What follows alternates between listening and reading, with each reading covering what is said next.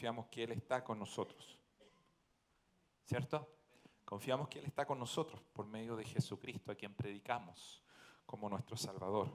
Porque Jesús fue quien prometió y dijo, no los voy a dejar solos. No van a estar solos, sino que enviaré al Espíritu Santo. Estaré con ustedes todos los días hasta el fin del mundo. Nosotros creemos que su Espíritu está con nosotros. Y es maravillosa ver la obra que nuestro Señor hace en medio nuestro. La obra que el Espíritu de Dios hace en los corazones. Cuando cantábamos recién y decíamos, porque Él vive, triunfaré mañana. O porque Él vive, ya no hay temor. La vida vale más y más solo por Él.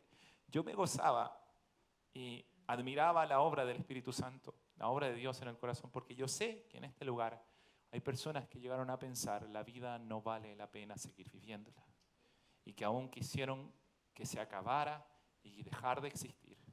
En un momento de tristeza, de soledad, de angustia, quisieron aún quitarse la vida, pero conocieron al Rey de los cielos que vino a su vida y ahora cantan con gozo y con alegría desde lo profundo de su corazón. Porque Él vive, triunfaré mañana. Porque Él vive, ya no hay temor. Porque Él vive, vale la pena. La vida vale la pena más y más. Es extraordinaria la vida que el Señor nos da junto a Él. Él es el sentido de nuestra existencia. Qué tremendo es lo que el Señor sigue haciendo porque Él está con nosotros. Él está aquí en medio de su pueblo. Y no solo aquí en esta iglesia Cambio en Cristo, sino que sabemos que también está donde todo lugar donde se invoca el nombre de Jesucristo. Que Él está también, por ejemplo, en las iglesias que están en otras ciudades, en La Serena, en Viña, hermanos que conocemos que también se están reuniendo a esta misma hora en sus determinados templos y sabemos que el Espíritu Santo también está con ellos. Está en Venezuela también ahí con los que quedaron a lo mejor o los que están allá orando, clamando. En otros países, en Colombia también. Ahí está mi hermano, en Colombia y en donde hayan personas que invoquen el nombre del Señor, ahí está.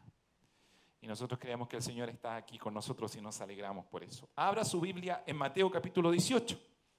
Recuerde que estamos analizando este capítulo 18. Damos la bienvenida, como bien dijo mi querido hermano Mel, a las personas que por primera vez están con nosotros. Siéntanse bienvenidos. Sobrino de Patricia, que está aquí con nosotros. Bienvenido. Y cada uno de los que hayan llegado, bienvenida. Bueno, después los vamos a saludar en forma particular, pero queremos que puedan sentirse como en casa. Mateo capítulo 18 es el texto que nos corresponde analizar el día de hoy. Y antes de que entremos en la predicación, yo creo que a todo padre, todo buen padre, le ha pasado, y si no le ha pasado, le pasará en algún momento, decirle a su hijo algo y que su hijo diga, no, si eso ya lo sé, no, si eso ya lo conozco. Yo me acuerdo cuando estaba en el colegio o en la escuela, de repente haber ido a alguna prueba, o mejor voy a apelar a mi hermano mayor, ¿para qué me apeló a mí? Mi hermano mayor era de esos que tenían la capacidad de no escribir ni una sola palabra en el cuaderno, pero entendían la materia y les iba bien. Podría haber ido mucho mejor, pero les iba bien. Entonces mi papá siempre peleaba con él porque le decía, pero estudia, estudia. Si ya me sé la materia, ya me la sé. Y a veces llegaba a la prueba y no le iba como él creía. Él creía saber. No sé si algunos en la PSU, no, ya no es la PSU, ¿cómo es? La PAES. No, si ya me la sé, me va a ir bien, me va a ir bien. Y enfrentándose ahí, no lo sabía. Y así muchas veces Dios nos vuelve a hablar, nos vuelve a decir las mismas cosas y nosotros decimos rápidamente, no, si eso ya lo sé, Señor, ya lo sé. Y nos enfrentamos a dificultades, a pruebas, para ver si realmente lo sabemos, y parece que no lo sabemos tanto. ¿Y por qué estoy mencionando esto? Porque el versículo que vamos a analizar hoy día aparece 2 veces casi calcado en el libro de Mateo. Conversábamos estos días con Carlos, que tuvimos la oportunidad de estar compartiendo un lindo tiempo, que por qué de repente repetimos tantas cosas en las reuniones o en los textos, en las prédicas. Y Carlos me hacía el comentario que es muy acertado, que decía, porque nosotros rápidamente olvidamos. Y necesitamos que se nos recuerde una y otra vez, igual que los niños. Las cosas tan sencillas y tan básicas, pero que creemos que ya las sabemos, pero rápidamente las olvidamos. Y Jesús vuelve a repetir las mismas palabras, casi calcadas, que son las que vamos a leer ahora en el capítulo 18. Las había nombrado ya por allá por el capítulo 5, pero las vuelve a nombrar ahora en el capítulo 18. Leamos entonces Mateo capítulo 18, versículos 8 y 9. Dice así la palabra de nuestro Dios. Por tanto, si tu mano o tu pie te es ocasión de caer, córtalo y échalo de ti. Mejor te es entrar en la vida cojo o manco, que teniendo 2 manos o 2 pies, ser echado en el fuego eterno. Y si tu ojo te es ocasión de caer, sácalo y échalo de ti. Mejor te es entrar con un solo ojo en la vida, que teniendo 2 ojos, ser echado en el infierno de fuego. Permítame orar una vez más. Señor, yo te doy gracias por tu palabra, que es siempre oportuna. Tu palabra nunca deja de tener vigencia. Tu palabra nunca pierde eficacia, porque tú eres el mismo ayer, hoy y siempre. Yo te pido, Señor, que por tu palabra, Señor, tú obres en nuestros corazones, Dios, haciendo de nosotros un pueblo vivo, un pueblo que camina contigo, que habita en tu presencia, que deja el pecado y deja todo aquello, todo peso que le asedia, Señor, todo aquello que quiera impedirnos caminar, todo aquello que nos quiera impedir avanzar en la comunión contigo, Señor, que seamos capaces de cortarlo, de dejarlo fuera de nosotros, y tú te glorifiques en este pueblo. Lo pido en el nombre de Jesús. Amén. Bueno, el capítulo 18 que estamos analizando, para los que han venido domingos anteriores, comienza con una pregunta. Los discípulos hacen una pregunta a Jesús. ¿Y cuál era la pregunta? ¿Quién es el mayor en el reino de los cielos? Los discípulos estaban preocupados. Jesús ya venía hablando de que él iba a morir.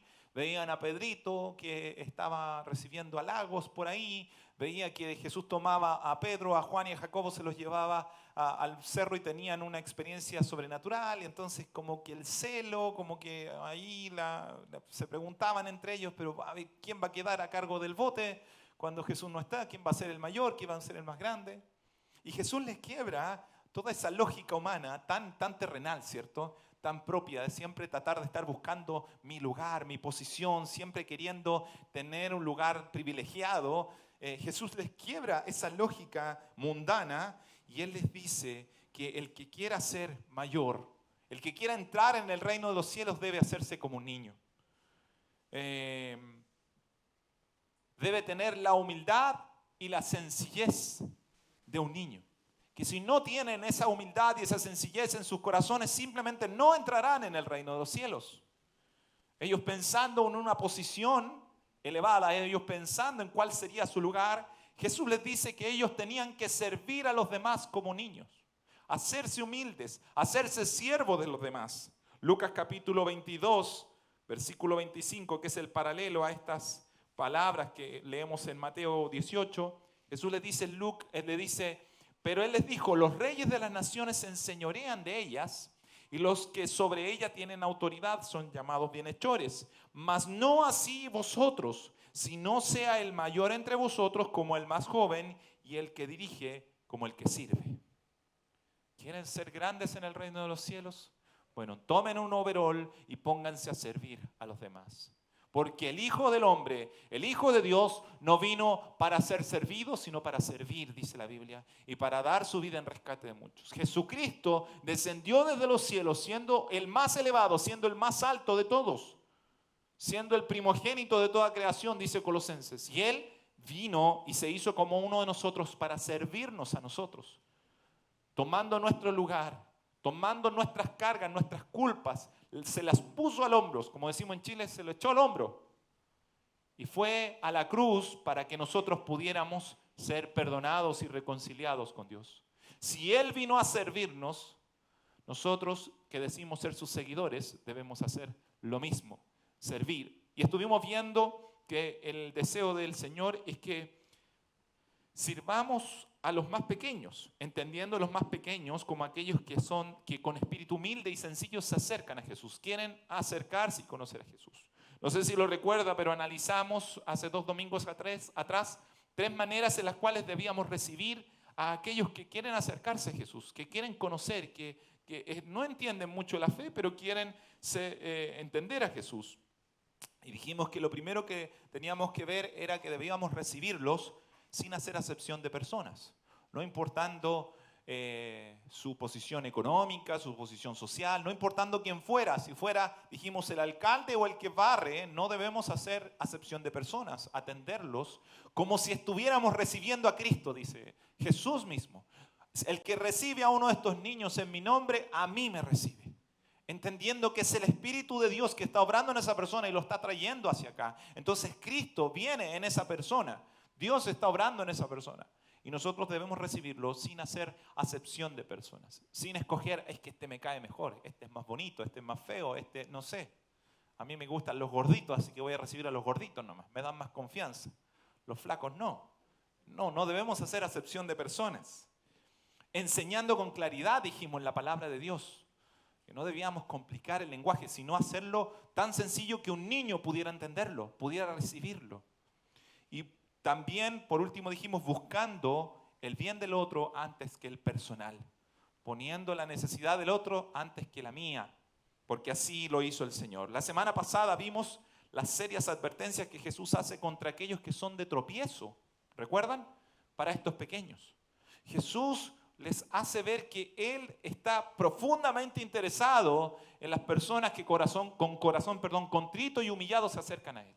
Él no desprecia a los que con humildad se acercan, al contrario, Él les tiene los brazos abiertos para recibir a todo aquel que se acerca a Él. El que viene a mí, dijo Jesús, yo no le echo fuera. Él llamó, Él dijo, vengan a mí todos los que estén cansados, trabajados, y yo los voy a hacer descansar. Entonces Jesús manda serias advertencias o dice serias advertencias contra todos aquellos que fueran de estorbo para estas personas, que les impidieran llegar a Cristo. Y también analizamos cuál era la forma de ser estorbo para que alguien llegue a Cristo. La primera manera que vimos fue cuando predicamos un evangelio diferente, cuando falseamos el mensaje de Jesucristo. Y vimos que había una maldición sobre estas personas, no que nosotros los maldijéramos, sino que el mismo Jesús dice, ¡ay de ellos! Y esa expresión es una expresión de maldición. Vimos el ejemplo en Gálatas, no sé si lo recuerdan, cuando el apóstol Pablo habla de a unos que estaban pervirtiendo el evangelio y le dice, si uno de nosotros o un ángel del cielo les predica otro evangelio, sea maldito. Con el mismo corazón de Jesús, Pablo en su celo dice, sea maldito todo aquel que viene a predicar otro evangelio, porque está torciendo, está poniendo estorbo, tropiezo a aquellos que vienen a la vida eterna. Aquellos que quieren alcanzar la salvación que Dios ofrece, aquello que costó la sangre del Hijo de Dios. Por eso sean malditos. La otra forma de ser estorbo era atacando directamente a la Biblia. Dijimos que ella es la palabra de Dios. Y atacar a la Biblia es atacar no a hombres, sino a aquel que inspiró la palabra, la Biblia, que es la palabra de Dios. Y por último, induciendo a otros a pecar directa o indirectamente. Y dijimos que esta vez íbamos a hablar acerca de eso, porque eso es lo que continúa. El texto dice, quedamos en el versículo 7 y ahora nos corresponde analizar el 8 y el 9. Y hoy vamos a profundizar en esto. La predicación del día de hoy lleva por título, o mi alma, el pecado o mi alma. Uno o lo otro. Volvamos a leer Mateo 18, 8 y 9. Dice, por tanto, si tu mano o tu pie te es ocasión de caer, córtalo y échalo de ti. Mejor te es entrar en la vida cojo o manco que teniendo 2 manos o 2 pies ser echado en el fuego eterno. Y si tu ojo te es ocasión de caer, sácalo y échalo de ti.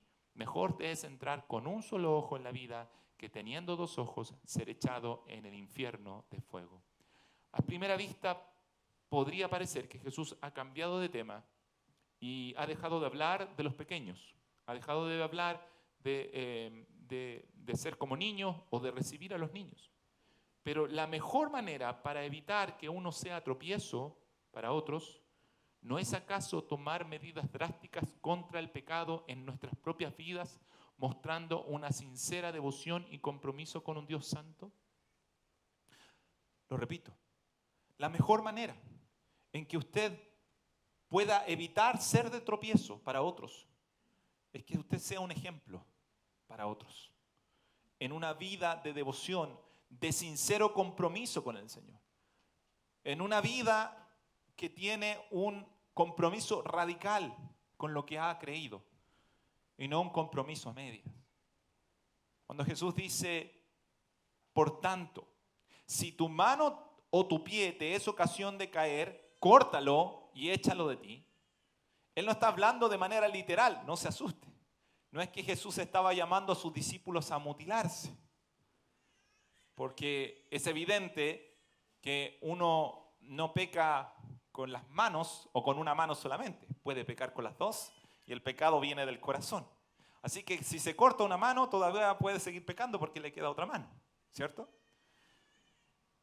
Lo que Jesús está queriendo decir con esta frase, que no es literal, está queriendo poner énfasis, está queriendo chocar, o sea, causar un shock en las personas que están escuchando, un impacto en las personas que están escuchando, para que vean la importancia, la trascendencia de lo que Él está enseñando y que el problema que tenemos por delante no es una cosa sencilla, no es una cosa trivial, sino que es una cosa fundamental y a la cual tenemos que abarcar de manera radical. ¿Y cuál es el problema que tenemos por delante? Que debemos enfrentar de manera radical. Dice, si tu mano o tu pie te es ocasión de caer, de pecar, de retroceder. Recuerde qué es lo que significaba la palabra tropiezo. Tropiezo es todo aquello que nos obstaculiza el paso o nos hace caer, que nos impide seguir caminando y nos bota al suelo, ¿cierto? Jesús está hablando de aquello que nos lleva a errar el blanco, como estamos aprendiendo los días martes. Aquellos que están viniendo los martes al estudio bíblico saben de lo que estoy hablando. Que la palabra pecado se traduce literalmente errar el blanco. Entonces, cuando Jesús dice aquello que te es ocasión de caer, está hablando de algo que en medio del camino está puesto para que yo me tropiece en ello, para que yo deje de avanzar y me quede tirado en el suelo, para que yo no llegue a la meta, para que yo no llegue al blanco, sino que erre el blanco o me quede en el camino. No nos pusimos de acuerdo con el hermano Mel respecto a la predicación, pero es muy cierto lo que decía. Hay personas que han empezado bien la carrera, pero terminaron muy mal. Y hasta es vergonzoso ver esos atletas que empiezan corriendo con todas las ganas y en la medida que va la carrera se desinflan, quedan ahí. Caballito inglés les decía, me acuerdo cuando chicos, a los que eran así, que partían con muchas ganas en la carrera, pero en medio de la carrera se iban desinflando o se caían y ahí quedaban. Y solo servían para la burla, para la risa. Pero en cambio, hay otros que corren lento, que empiezan de a poco, que a lo mejor son un poco torpes, pero después van agarrando vuelo y terminan ganando y llegando a la meta. Ellos son para alabanza, porque dicen, mira, nadie tenía fe en él, nadie pensaba que él iba a llegar a la meta y llegó a la meta. Recuerde que estamos en una carrera, en un camino. Estamos recorriendo en esta vida un tramo. ¿Y hacia dónde vamos? ¿Hacia dónde está caminando? Es importante que nos hagamos la pregunta. ¿Hacia dónde caminamos? Porque los tropiezos están en medio del camino. Y como le decía, los tropiezos tienen el propósito de que usted no siga caminando, no siga avanzando, sino que se quede ahí. Jesús, como decía, nos quiere impactar con sus palabras para que no minimicemos este asunto y lo olvidemos fácilmente, porque es de suma importancia que nuestra actitud en esto sea radical y porque Jesús conoce nuestros corazones, sabe que rápidamente minimizamos las cosas espirituales y nos olvidamos de su palabra. Él conoce el corazón de todos nosotros y sabe que rápidamente empezamos a bajarle el perfil al pecado. Y empezamos a decir, pero si no es tan malo, no va a haber tantas consecuencias. Sí, después me arrepiento y listo, y no pasó nada, y ahí quedó.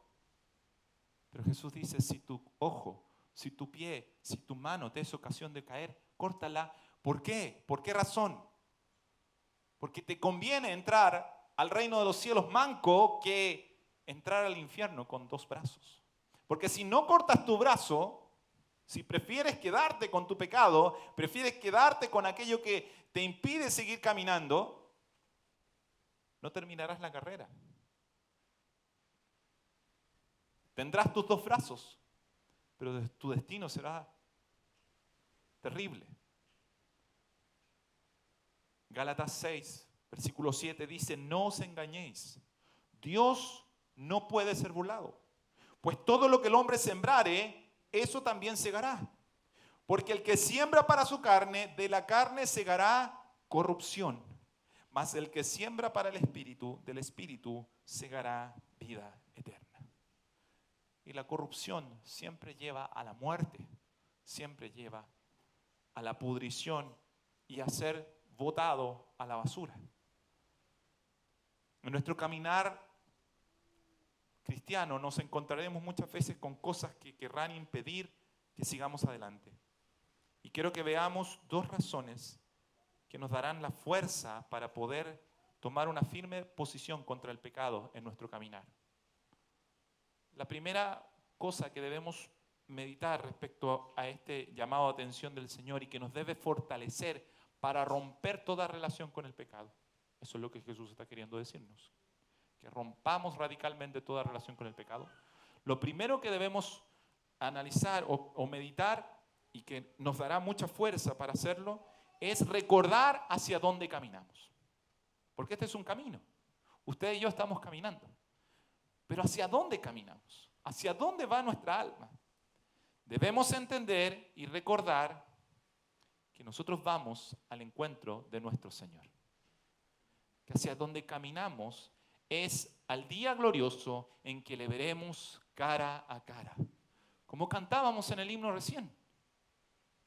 Yo sé que un día el río cruzaré, algún día llegará la hora de partir, vamos a batallar con dolores, llegará el tiempo a lo mejor de nuestra partida, pero veremos la vida triunfando invicta. ¿Por qué? Porque Él vive, porque le veremos a Él cara a cara y hacia allá vamos, hacia allá caminamos. Entonces, si pensamos en esto, si meditamos un poco que caminamos para aquel encuentro con nuestro glorioso Señor, debemos preguntarnos, ¿hay algo más valioso en mi vida que estar con mi Señor, que conocerlo a Él? Entonces, entenderé que vale la pena cortar todo aquello que me impida caminar hacia Él, seguir avanzando. Si yo pongo mis ojos en Él y recuerdo cada día que un día le voy a ver y mi alma estará satisfecha porque conoceré a aquel que me salvó, entonces tendré fuerzas para decir, esto no vale la pena mantenerlo. Aunque sea tan valioso como un brazo, como una pierna, tan útil como un brazo, como una pierna, o tan valioso como un ojo, nada vale más que aquel encuentro que un día tendremos con nuestro Salvador. Entonces cortaremos todo aquello que hoy nos está estorbando, que hoy quiere sacarnos del camino. El tropiezo pretende eso, que usted se caiga y no siga caminando. Pero vuelvo a decirle, ¿hacia dónde caminamos? Pensemos en esto, ¿hacia dónde vamos caminando? ¿Por qué vale tanto la pena seguir caminando contra viento y marea? Porque con quién nos vamos a encontrar no es con cualquier persona. Miren, este mundo siempre me ha causado entre enojo, vergüenza y pena cuando la gente hace filas enormes, hasta se queda a dormir un día antes por encontrarse con algún artista. Por muy bueno que sea el artista, por muy talentoso que sea, creo yo que ningún ser humano merece que otros gasten su vida de esa manera por encontrarse con esa persona. Y que muchas veces estos artistas ni siquiera los toman en cuenta, los desprecian. Les firman una cosa así y se van. Y son capaces de pasar una noche entera en carpa esperando que aparezca el artista. Y cuando ven hasta se desmayan de la emoción. Y ese ser humano a veces es un ser humano nefasto. Nosotros no caminamos no estamos esperando un simple artista. Y no estamos esperando a alguien que nos va a mirar desde arriba y nos va a decir, ah, ya, sí. Sino a alguien que vino por nosotros, que vino a rescatarnos y que espera por nosotros. Y que está esperando por ese día en que nosotros le veamos cara a cara y que nos va a recibir con brazos abiertos. Y ese no es ni más ni menos que el Rey de los cielos. Aquel que los discípulos habían visto, vimos su gloria, dijeron. Gloria como nadie más. Su rostro resplandecía más fuerte que el sol. Sus vestiduras eran más blancas que lo más blanco que se puedan imaginar. Ese es el Rey que nos va a recibir. Cuando pensamos esto, entonces, ¿qué es aquello tan valioso que pueda haber en este mundo, en esta vida, que yo no pueda cortar, que yo no pueda dejar? Si entiendo que voy a encontrarme con el Rey de Reyes y Señor de Señores, con el Dios de los cielos. Para un cristiano verdadero, no hay otra meta en su vida que encontrarse con aquel que vino del cielo para salvarle.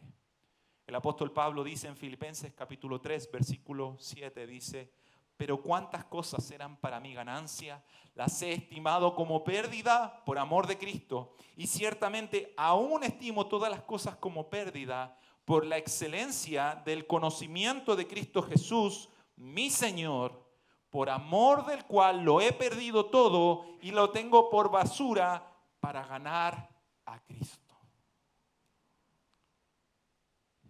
Le contaba a mi amigo Carlos que mientras estaba preparando esta parte de la predicación, yo no sé si fue el algoritmo de Spotify o fue la providencia de Dios, pero justamente cuando estaba escribiendo estas palabras, me sugirió una canción que dice: nadie como tú. No sé si la conocen. Nadie más llena mi ser como tú. Por la eternidad podría buscar, mas no hay nadie como tú. Es una canción más o menos antigua, pero muy hermosa. Pero es eso. El cristiano canta desde su interior esto: Señor, no hay nadie como tú. Yo podría buscar por la eternidad, en todos los cielos, en todos los mundos, en todos los ángeles, en todo lo creado, pero no hay nadie como tú. Nadie más llena mi corazón, nadie más puede salvar mi alma, nadie más. Nadie es más hermoso que tú, Jesús. Nadie más tiene más valor que tú. Filipenses 3:14 dice: prosigo a la meta, al premio supremo del llamamiento de Dios en Cristo Jesús. Y el versículo 20 dice: mas nuestra ciudadanía está en los cielos, de donde también esperamos al Salvador, al Señor Jesucristo. Vemos al apóstol Pablo que él tenía claro cuál era su meta, cuál era su mayor tesoro. Su mayor tesoro era encontrarse un día con su Salvador. Lo que hacía que él soportara pruebas, dificultades y las soportara con gozo, con alegría. Aún el oprobio, aún el desprecio de su propia familia, de sus propios compatriotas, era que sabía en quién había creído. Había visto al Salvador y sabía que no había nadie como él, que él es verdadero y que él no miente, que él promete y cumple. Y él mismo fue el que dijo: no se turbe vuestro corazón, no se confundan. Yo voy a preparar lugar para ustedes, para que donde yo esté, estén también ustedes. Y si él no miente y creemos en su promesa, entonces caminemos, corramos, despojándonos de todo peso, de todo aquello, cortando con todo aquello que nos quiere hacer tropezar y que quiere impedirnos que sigamos avanzando. Caminamos hacia una patria celestial, caminamos hacia el encuentro de nuestro Dios. Puede haber algo más importante, vuelvo a repetirlo, por lo cual valga la pena detener nuestra marcha, quedarnos tirados y dejar de caminar. Jesús está diciendo: aunque sea tu brazo, aunque sea una pierna, en el sentido de lo útil que es, de lo valioso que es para todos, nuestras partes de nuestro cuerpo. Si te está haciendo ocasión de pecar, si te está quitando del camino, si te quiere llevar fuera de Cristo, córtalo, échalo de ti. No sea que te quedes en el camino. Y aquí viene la segunda parte de lo que nos tiene que impulsar para hacer este corte. Es la parte negativa. Lo positivo es recordar hacia dónde vamos. Lo negativo es pensar en cuál es el destino que tendrá si no corremos hacia los brazos del Salvador. No atender al destino, no atender, al llamado del Señor será condenación eterna. Y no lo digo yo, lo dice el Señor. Si tu mano o tu pie te es ocasión de caer, córtalo y échalo de ti. Mejor te es entrar en la vida cojo manco que teniendo 2 manos o 2 pies ser echado, ¿dónde? En el fuego eterno. Y lo repite la misma idea. Si tu ojo te es ocasión de caer, no es que la mano, busquemos la explicación de la mano y el pie y el ojo es otra cosa. Jesús está repitiendo, reforzando la idea 2 veces para que entendamos que esto es serio y esto va en serio y es verdad. Que teniendo 2 ojos ser echado en el infierno de fuego. Las consecuencias de mirar el pecado con liviandad son catastróficas. Es necesario que nos prediquemos esto a nuestra alma y que no seamos como los niños que dicen, no, si ya lo sé. No, si eso ya lo sé. Mi hermano, quiero repetírselo, las consecuencias de mirar el pecado con liviandad son catastróficas.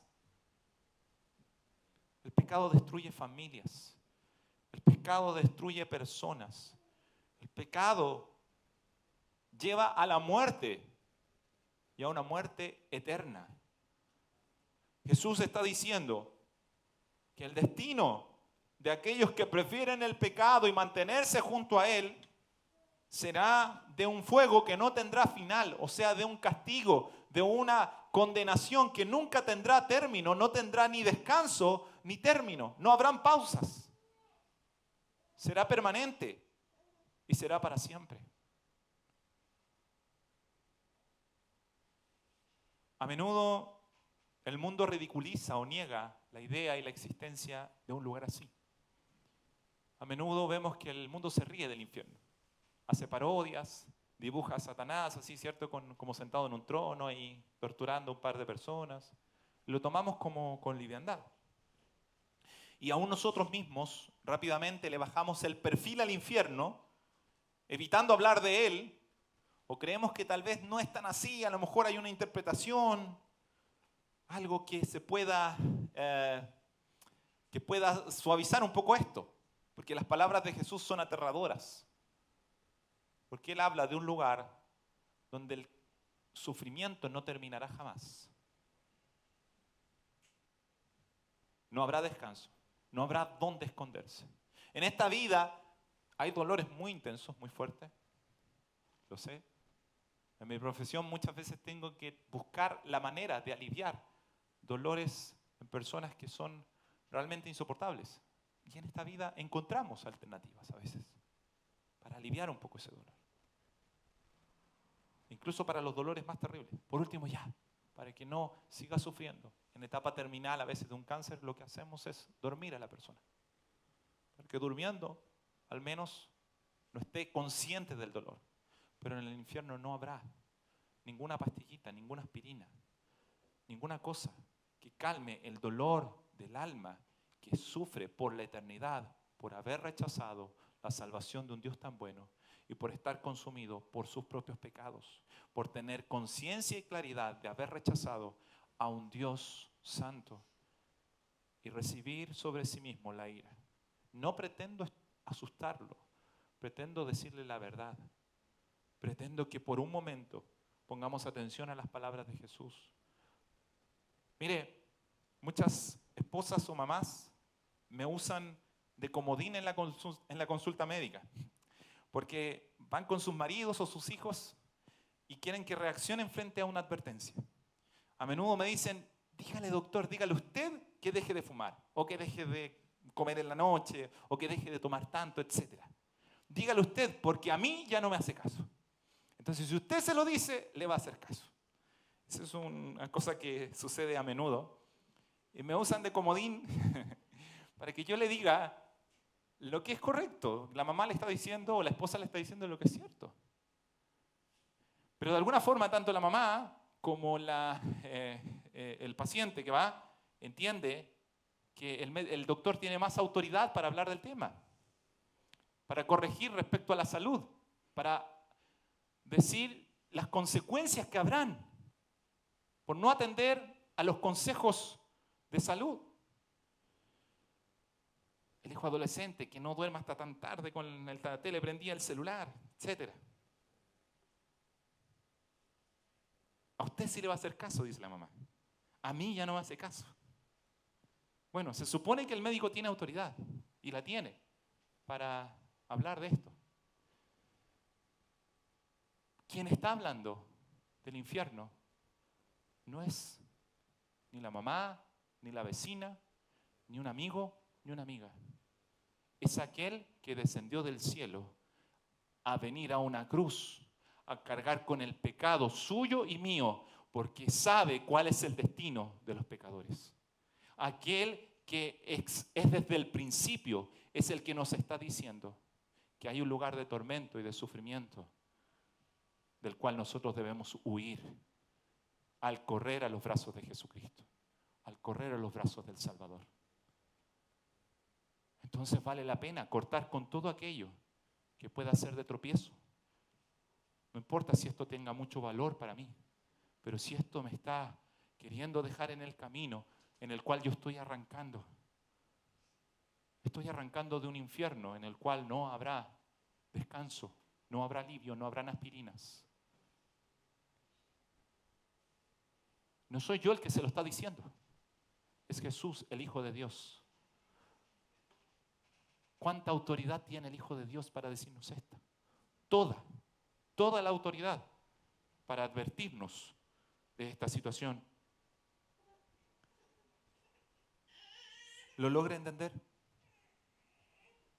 Porque así como llora este bebé hermoso, los niños lo entienden rápidamente. Los niños lo entienden rápidamente. Si Jesús lo dice, hay que hacerle caso. ¿Usted lo entiende? ¿Que Jesús es quien lo está diciendo? ¿El Hijo de Dios? ¿Cree usted que el Hijo de Dios habría venido a morir a una horrenda cruz para pagar por su pecado y el mío, si no fuera también porque la condenación que el alma pecadora recibirá en el infierno es un sufrimiento realmente sin descanso ni término? ¿Es un fuego eterno? Si hubiera habido una alternativa, si hubiera habido otra manera, ¿usted cree que el Hijo de Dios habría venido a sufrir, a morir como murió en una cruz? Seguro que no. Porque el pecado es tan terrible que la única manera que usted y yo fuéramos librados de él era que el mismo Hijo de Dios sufriera un martirio, sufriera la ira de Dios por nuestro lugar en esa cruz y muriera en nuestro lugar. Jesús no nos está manipulando, infundiéndonos miedo innecesario a la muerte para que hagamos lo que Él dice. Jesús sabe de lo que está hablando. Él sabe muy bien de lo que está hablando. Cuando yo le digo a mis pacientes que no quieren cambiar conductas que los llevarán a la muerte, muchas veces pareciera que lo estoy manipulando a través del miedo, pero no es eso. Es que yo tengo la obligación como médico de decirles, porque yo sé hacia dónde va a terminar su enfermedad si él no recurre al tratamiento correspondiente, que no va a tener otro final. Y hay algunos bien porfiados, le diré. Bien porfiados. No, si de algo hay que morirse, doctor, me dice. Si de algo hay que morirse. Y tienen a la señora al lado llorando. No, si no importa. Parecen ser muy valientes, pero en realidad son brutos. Son necios. Porque no saben a lo que se están enfrentando. No seamos nosotros necios y brutos con nuestra salvación, con la salvación de nuestra alma, de nuestro corazón. El Señor dio su vida por usted y por mí. No podemos entonces seguir coqueteando con el pecado y seguir teniendo ahí esa relación, esa liviandad, esa idea tan liviana respecto al pecado en nuestra vida. Es igual estoy yendo a la iglesia, es igual estoy avanzando y seguir ahí amarradito al pecado. Hermano, por eso tiene que cortar esa relación o ese coqueteo que usted tiene con esa persona que no es su esposa, no es su esposo. Y que usted piensa que no, que eso no importa. ¿Sí? ¿Sabe a dónde lo puede llevar a eso? A la destrucción de su vida, de su familia y a la muerte de su alma. Deje esa ganancia de dinero ilegal. Déjela. ¿Acaso hay algo más valioso que la salvación de su propio corazón? ¿Cuánto cuesta su corazón? Deje la mentira que usa para ocultar la realidad en su vida. Expulse de su vida la pornografía. Bótela. La Biblia dice que nadie puede guardar fuego en su pecho y no quemarse. Ninguno. ¿Acaso el hombre guardará fuego en su seno, dice Proverbios, y la llama no arderá en él? ¿No se va a quemar acaso? Si nosotros no somos radicales con el pecado acabará con nosotros. O es él o nosotros. O es el pecado o es nuestra vida. Pero no hay un punto intermedio, no hay un momento en el cual yo pueda convivir con la santidad de Dios y con el pecado. No estoy diciendo con esto que usted nunca más vaya a pecar, sino que la actitud que usted tiene que tener y que yo debo tener con el pecado es una actitud radical de querer cortarlo de mi vida, de querer cortar toda relación. Entonces no solamente me estaré salvando a mí mismo, sino a todos los que están conmigo. Porque otros verán mi ejemplo, verán mi vida y sabrán cómo caminar. Por el contrario, si yo soy liviano, la gente entrará aquí y dirá, pero si yo lo conozco a él, aquí se mostrará muy santo. Pero allá afuera, si yo le dijera, ¿para qué voy a seguir a Cristo? ¿Para qué voy a venir a la iglesia? Si es lo mismo. La única diferencia es que me tengo que levantar temprano los domingos y venir a escuchar a un pelado gritón. ¿Para qué? ¿Cuál es la diferencia? En cambio, cuando vean su vida de santidad, cuando vean su relación con Dios, la comunión que usted tiene con el Espíritu Santo, porque usted ama a Dios con todo su corazón y no quiere que nada lo aparte de Él, la gente dirá, yo quiero tener lo que Él tiene. Yo quiero tener lo que Él tiene. No sé lo que tiene, pero yo quiero tener lo que Él tiene. El que siembra para su carne, de su carne segará corrupción, pero el que siembra para el Espíritu, del Espíritu segará vida eterna, dice la palabra de Dios. Necesitamos entonces adoptar una posición radical en nuestras vidas contra el pecado. De otra manera, tropezaremos y haremos tropezar a otros. Seremos estorbo también para otros. Y lo más triste, para los más cercanos a nosotros. Para nuestras esposas, esposos, para nuestros hijos o hijas. Para los pequeños que quieren seguir a Cristo. ¿Cuántas tristes historias hemos escuchado de personas que empezaron a una iglesia, empezaron a ir y les bastó ver un par de cosas para no querer volver nunca más? Pisaron la iglesia cristiana. Y lo peor es que era verdad lo que vieron ellos. Dios nos libre. Y por eso tenemos que partir por casa, por nuestro corazón. ¿Cuál es la actitud que yo tengo frente al pecado? Cada uno sabe cuál es lo que lo hace tropezar. ¿Qué es lo que en su caminar lo hace tropezar? No lo mire a huevo. No lo mire livianamente. El capítulo 12 de Hebreos que leyó mi hermano Mel al principio dice: por tanto también teniendo en derredor nuestro tan grande nube de testigos, ya lo dijo mi hermano Mel, otros corrieron antes que nosotros. No somos los primeros que estamos en esta carrera. Hay un tal Abraham que corrió, no sé si lo conoce. Es un hermano de nosotros. Un tal José, un tal David. un tal Moisés, que también corrieron la carrera. Y ellos ya entraron en la gloria de Dios. Y ellos también batallaron contra el pecado, contra la tentación. A veces fracasaron, pero cuando cayeron se volvieron a poner en pie. Y cortaron toda relación con el pecado. Aprendieron la lección y siguieron caminando. Algunos cojeando. Algunos tuvieron que cortarse la pierna, pero siguieron caminando. David entró medio ahí. Cometió un gran error. Y esa yayita lo marcó para siempre. ¿Cuál fue la yayita de David?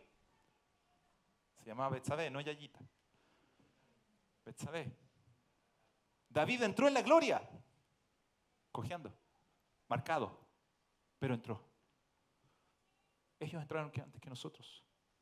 Y están mirando, de alguna forma. Son testigos, son como los que están en un estadio, viéndonos ahora nosotros. Nosotros estamos en la cancha ahora. Nosotros somos los que jugamos. No vaya a ser cosa que el entrenador nos cambie, nos saque. ¿Por qué? Porque nos quedamos tirados a lo Neymar. Ni nos pegaron. Apenas un tropiezo, pero nos quedamos ahí en el revolcón, Debemos pararnos y seguir adelante. Debemos sacudirnos. Dice, quítense todo peso. Despojémonos de todo peso y del pecado que nos asedia. El asedio era lo que hacían los ejércitos en la antigüedad cuando sitiaban una ciudad, la rodeaban. Y la idea era sofocarla hasta que esa ciudad se rindiera. Cortarle el agua, los alimentos, los suministros, de tal manera que o se morían o se rendían. Eso quiere hacer el pecado con usted, mi hermano, y conmigo. El pecado pretende sitiarnos para que nos rindamos y dejemos de seguir a Cristo. Dejemos de caminar hacia Dios. Quiere sofocarnos. Es el peor enemigo que usted tiene en su vida. No podemos entonces mirarlo con buenos ojos, porque Él no tiene buenas intenciones con nosotros. Las intenciones del pecado son llevarnos a la muerte, al infierno, a la muerte eterna. Terminemos entonces. Dice, puestos los ojos en Jesús. Para allá vamos. Puestos los ojos en Jesús, el autor y consumador de la fe, el cual por el gozo puesto delante de Él sufrió la cruz, menospreciando el oprobio, y se sentó a la diestra de Dios. Nosotros puestos los ojos en Jesús, quien vendrá a nuestro encuentro, a quien veremos, entonces soportemos toda prueba o dificultad que tengamos en esta vida. Cortemos todo aquello que pueda ser valioso, pero que nos hace tropezar y que nos saca del camino, poniendo nuestros ojos en aquel galardón que el Señor nos dará. Pablo decía esto: yo sé que mi Señor me va a dar una corona, juez justo, y no solo a mí, sino a todos los que aman su venida. ¿Ama usted la venida del Señor? ¿Ama usted la venida del Señor? ¿La anhela? ¿Anhela ese día de estar realmente delante de su Rey? Ahí será nuestro gozo, nuestro descanso eterno. Totalmente contrario al infierno. Será nuestra paz plena, nuestro gozo pleno, nuestro descanso eterno, porque Él es el príncipe de paz y estaremos con Él. Cuando le veamos cara a cara, estaremos satisfechos y diremos, valió la pena. Valió la pena. Valió la pena haberme cortado esa pierna, haberme cortado ese brazo, haberme sacado ese ojo. Valió la pena romper ese contrato o esa relación que tenía.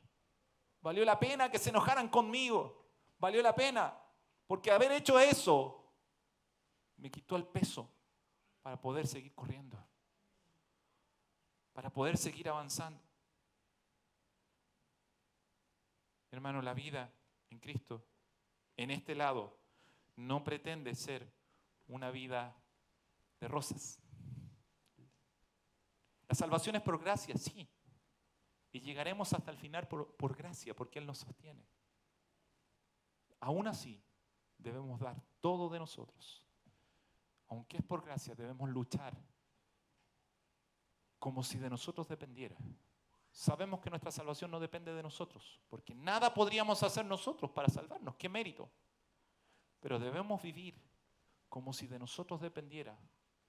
Pablo dice, lo expresa de esta manera: Los atletas digamos, en la carrera o en la competencia se abstienen de todo, se esfuerzan para alcanzar un premio, una medalla corruptible que se termina deshaciendo, que se pierde, que al otro año de nuevo la carrera y ya no es él el campeón, sino que aparece otro campeón.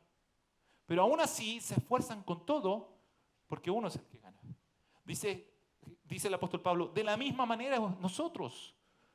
Pero nosotros no vamos a recibir una corona corruptible que se va a acabar o que va a perder su valor, sino una incorruptible que no tendrá fin, que será por la eternidad la corona de estar al lado de nuestro Salvador, de brillar como las estrellas, dice la Biblia. Brillaremos como las estrellas del cielo. Por eso vale la pena. Aún no hemos resistido hasta la sangre combatiendo contra el pecado. Mi hermano, yo sé que ninguno de ustedes ha tenido que, para dejar el pecado, ser latigado, ser golpeado, o morir, o enfrentar su vida. Hubieron hermanos que sí, que por dejar la idolatría tuvieron que pagarlo con su vida. Que por decir que Jesús era su Señor, tuvieron que pagarlo con su propia sangre. Usted y yo no. En este lado del planeta no. Si aún no hemos combatido contra la sangre, contra el pecado, con nuestra sangre contra el pecado, entonces nuestra batalla no es la peor que pudiéramos tener. Pero le digo una cosa, en todas el Señor estará con usted. En todas el Señor le va a dar la fuerza necesaria, nos va a dar la fuerza necesaria. Él es nuestra fuerza, Él es nuestra victoria. Él tiene el futuro en sus manos, como cantábamos, porque Él vive, triunfaré mañana. Entonces, seamos radicales con el pecado. Es cierto que la disciplina, cuando el Señor nos tira la oreja, cuando el Señor nos dice de nuevo las mismas cosas que se supone que sabemos, pero en realidad parece que no las sabemos, no es tan agradable. Es cierto que al principio, cuando Dios nos lleva a cortar relaciones con el pecado, no es algo agradable, pero a la larga el fruto es apacible, es de paz, es de gozo, es de santidad. Es verdad, dice Hebreos, que ninguna disciplina al presente parece ser causa de gozo, sino de tristeza, pero después da fruto apacible de justicia a los que en ella han sido ejercitados. Por lo cual, levantad las manos caídas y las rodillas paralizadas y haced sendas derechas para vuestros pies, para que lo cojo no se salga del camino, sino que sea sanado. Para que no nos desviemos del llamado el cual el Señor nos ha dado, que nada lo saque del camino, que nada nos haga tropezar. Oremos. Oremos. Señor, gracias te damos por tu palabra. Gracias te damos porque tú nos adviertes a tiempo y fuera de tiempo. Siempre estás llamándonos, Señor, en todo momento. Señor, yo te ruego que no haya entre nosotros ningún fornicario o profano como Esaú, que por una sola comida vendió su primogenitura. Señor, que ninguno de nosotros estime más valioso algo en este mundo, algo en esta vida, algún pecado que quiera preferir y deseche aquella primogenitura que tú nos das por medio de Jesucristo. Señor, sabemos, tu palabra sí lo dice, que aún después de habiendo desechado su posición, Saúl clamó y lloró y quiso recibir la bendición, pero no hubo otra oportunidad, aunque lo procuró con lágrimas. Señor, ayúdanos a tener un corazón diferente, a actuar como aquellos que pelearon por la bendición, como aquellos que aún siendo pequeños no quisieron que tú te fueras de su vida, sino que lucharon para que tú estuvieras en su corazón con todas sus fuerzas, con todo su ser. Bendice a mis hermanos, Señor. Bendícenos para que corramos esta carrera con todo nuestro ser y tú te glorifiques en nuestras vidas. A ti sea la gloria, Señor, por los siglos de los siglos. Amén.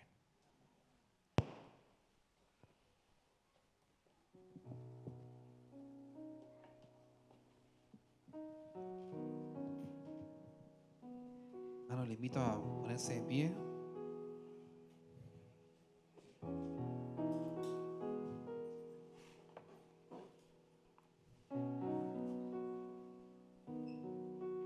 Que en esta alabanza podamos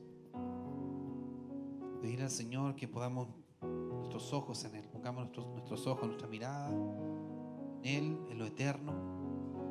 Como decía la aplicación, desechar todo lo terrenal que nos separa de Él. Amén.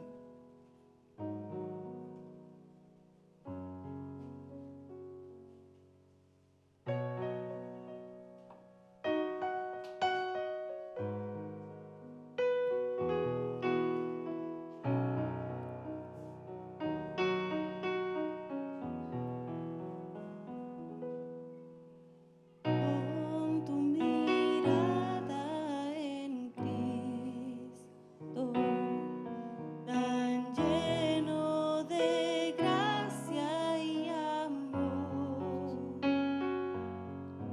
y lo terrenal sin valor será a la luz del glorioso Señor.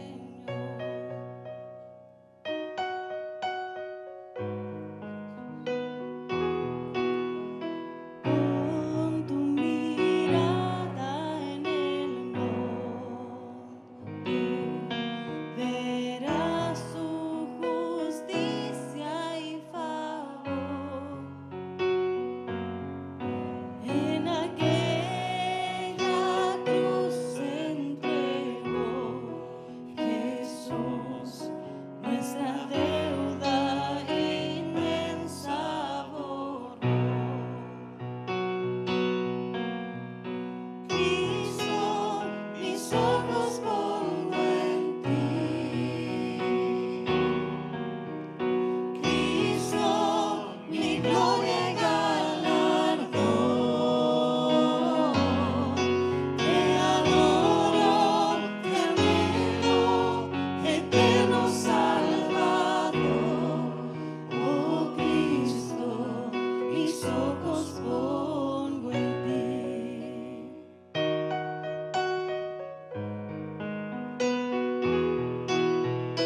Con tu mirada en el día que Dios al Jesús levantó,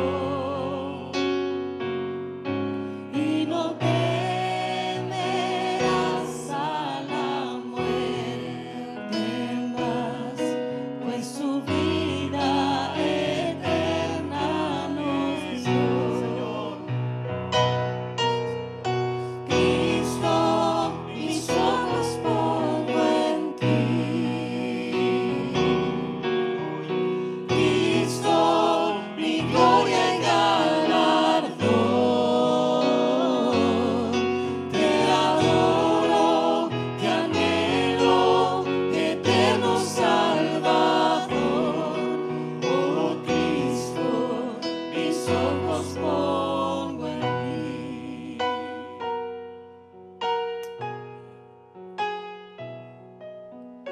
Pon tu mirada en los cielos. Jesús volverá por su grey. Cántelo, mi hermano. Todos lo verán, así será. Y confesarán Oh, aleluya. Toda gloria toda gloria a Cristo el Rey. Cristo, mis ojos pongo en ti. Cánteselo a Él, cánteselo a Él. Mi Con gloria su y corazón, dígale. Tú eres mi galardón, tú eres mi gloria, Señor. Tú eres mi anhelo. Sí, Señor, te adoramos, te amamos, Señor. mis ojos pongo en ti. Dígalo una vez más, Cristo. Cristo, mis ojos pongo en ti. Cánteselo a Él. Cristo, mi gloria y galardón. Si Él es su gloria, dígaselo con su corazón.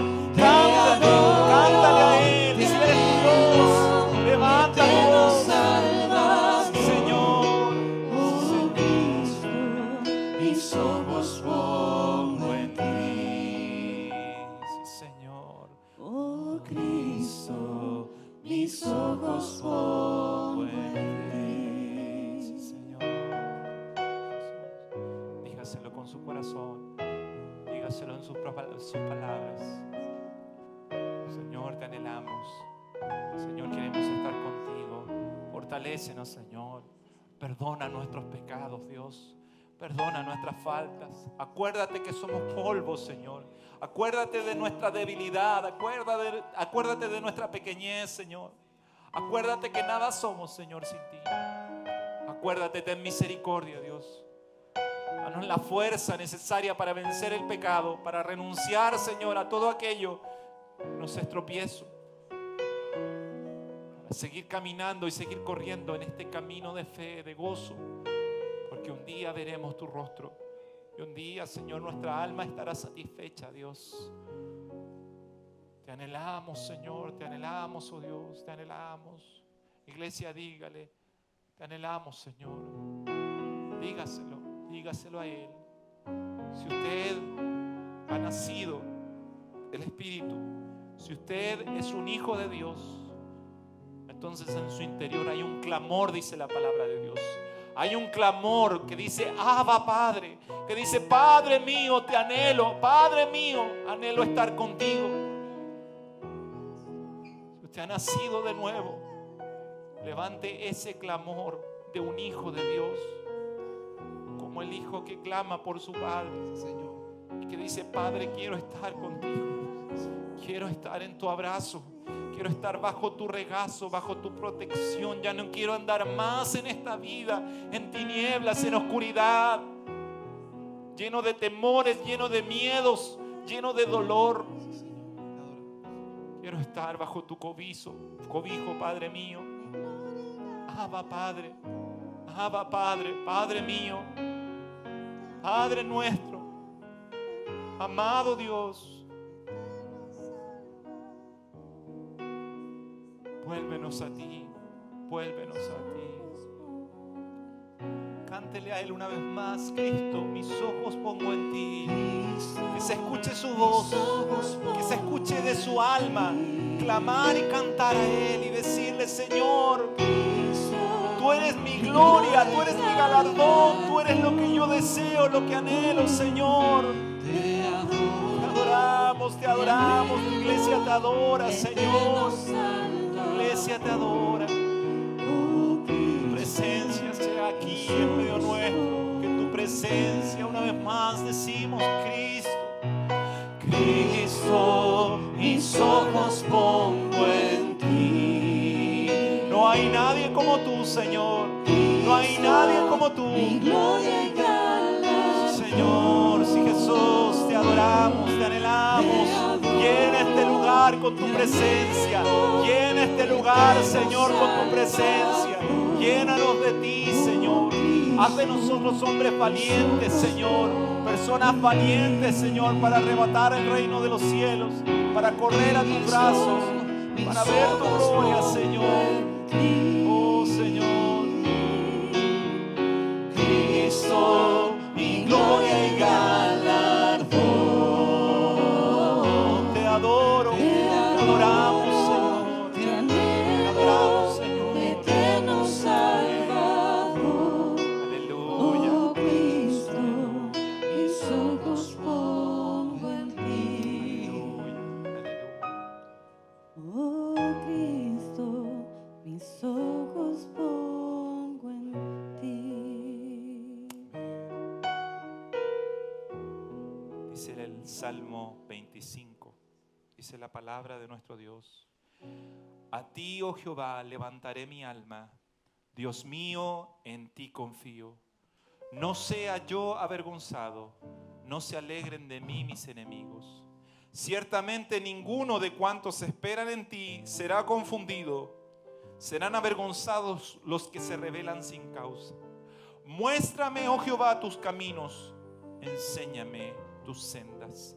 Encamíname en tu verdad y enséñame, porque tú eres el Dios de mi salvación y en ti he esperado todo el día. Que así sea. Que esa sea su oración, que ese sea su clamor, que esa sea su petición a Dios. Señor, en ti confiado, en ti esperado. No sea yo avergonzado. Muéstrame tus caminos, enséñame, encamíname en tu verdad, porque tú eres el Dios de mi salvación. Señor le bendiga, Señor le fortalezca y le haga un atleta mejor que Cristiano Ronaldo, mejor que Usain Bolt, pero en las cosas del Señor. Que corra con ligereza por esta carrera y pueda traer a muchos también a los pies de Cristo. El Señor sea con nosotros. Puede tomar su lugar. Puede tomar su lugar.